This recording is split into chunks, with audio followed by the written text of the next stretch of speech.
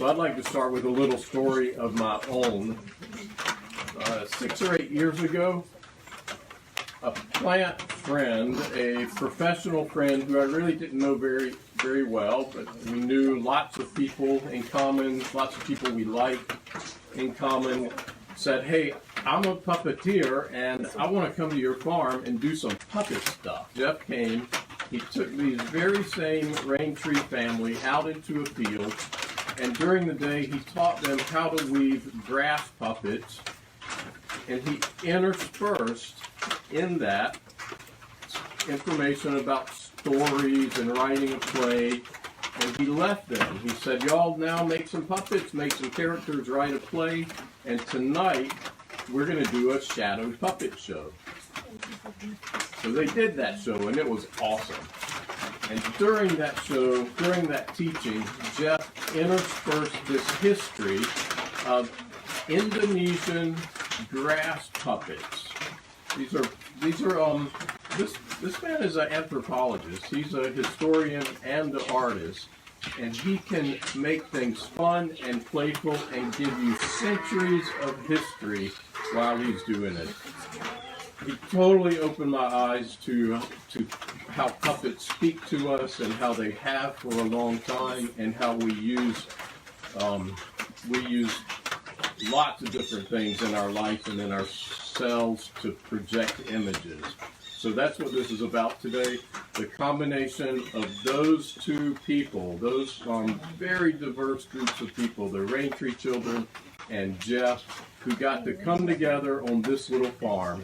I think the magic of this little farm, the reason that Tom and I are here, it's that my parents made it a place that all kinds of people were welcome and all kinds of ideas were welcome. And that night, with the shadow puppets, with the fire going in the background, was one of those really magical nights, and we want to share it with you this Thanksgiving weekend. So the way this is going to go is that Lily will introduce herself, and she will be the narrator. So here's Lily Raintree. I'm going to hand that to you.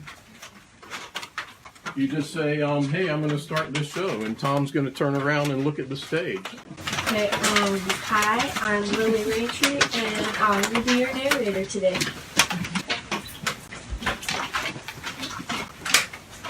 The Little Crino That Could. One fine summer day, the sun shone bright on the funky little farm. The spring had been nice and wet, with cool showers of rain almost every afternoon.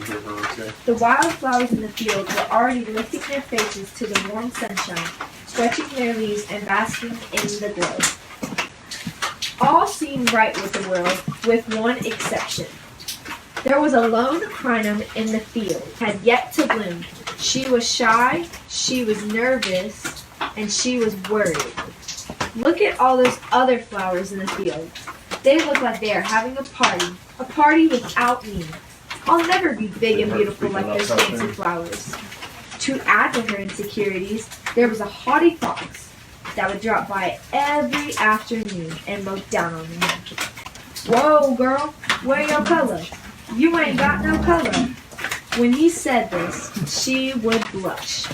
But even her blush was green with envy for the other flowers in the field. Her friends, Bird and Squirrel, tried to cheer her up.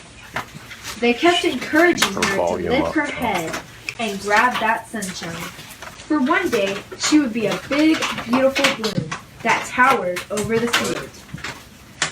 The little crinum tried with all her might to be brave and strong for her friends. That evening, a gentle breeze blew across the farm. She smelled the beautiful fragrance of hope in the air.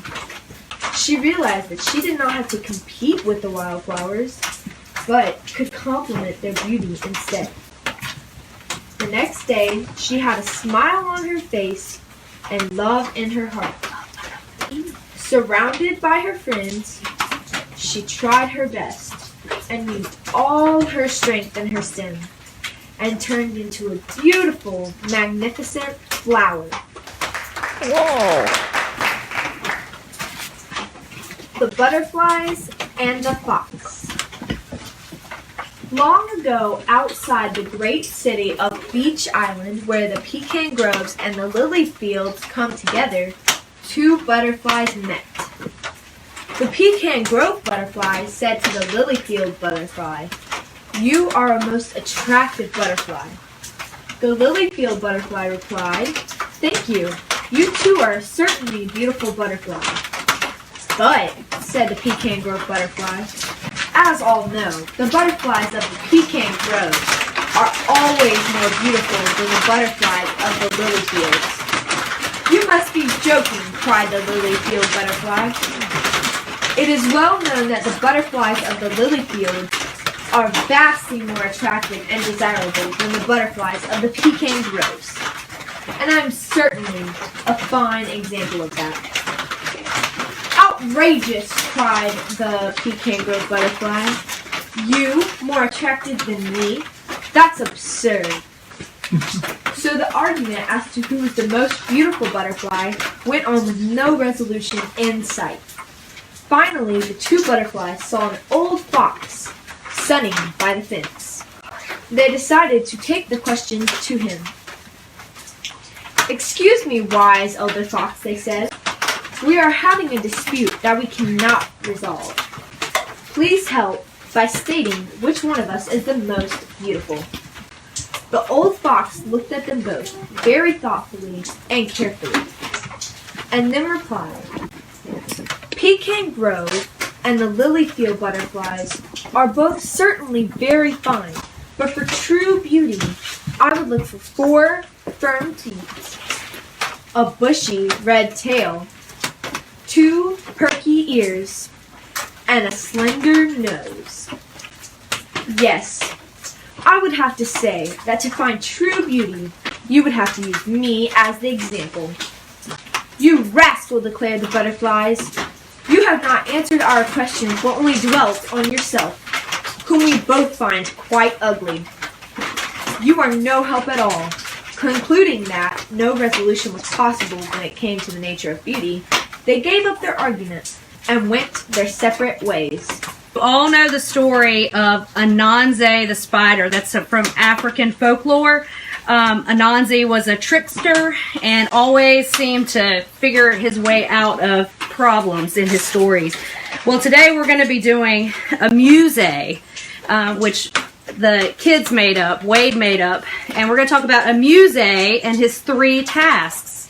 There once was a spider named Amuse. One day he was out looking for food and he saw a little fly. He said, "I would like to have a little bit of fun before I eat my meal." He quickly built a web nearby where the fly would pass by. He coated the web with honey so that the fly would smell it and stop. Lucky for Amuse, the fly landed straight on his web. The fly gasped, "Please, Mr. Spider, don't eat me." Amuse replied, "I will let you free if you complete these 3 tasks. First, you must land on the nose of a squirrel and escape without being eaten. Second, you must race a hummingbird and make it back to the web first. And finally, you must fly in front of a lizard and get it to chase you and bring it back to the web." The fly agreed to the terms, and Amuse released him from the web. He sat back and said, "Let the fun begin." First, the fly swooped down to the nearest tree and began aggravating a young squirrel out looking for nuts. As the squirrel jumped and wiggled, the fly sat down right on his nose and yelled, "Here I am, Spider. Do you see me?" Amuse grinned at this trick and waved to the fly.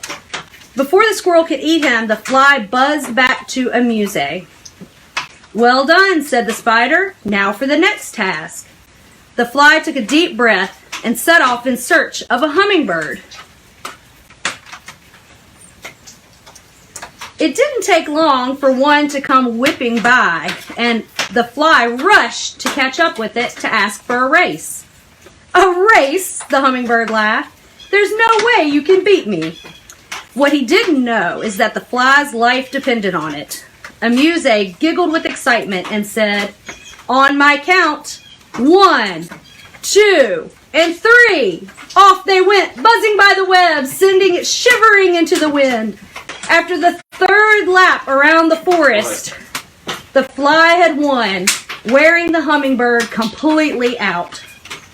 The web erupted with applause as Amuse cheered the fly on to the final task. "One more task and you are free to go, my good man." The weary fly buzzed off in search of a lizard. He found a little green anole on a nearby plant.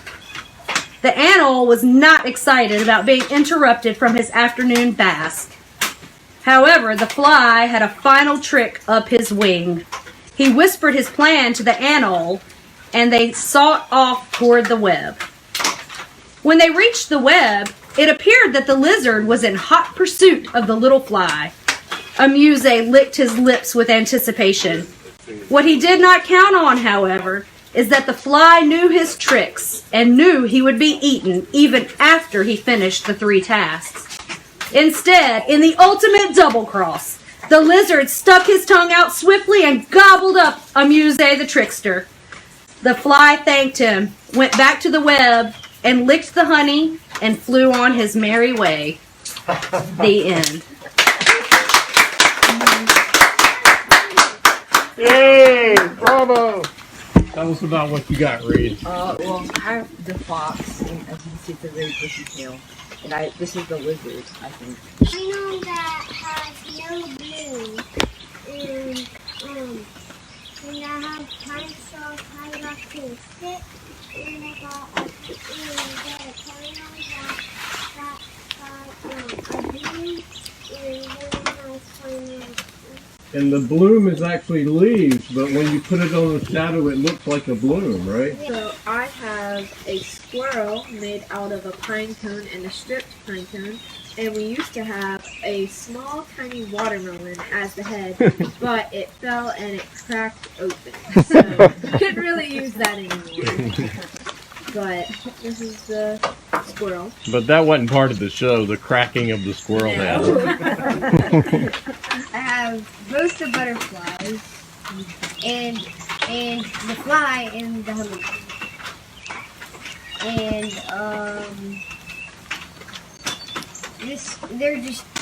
this was made out of a pine cone and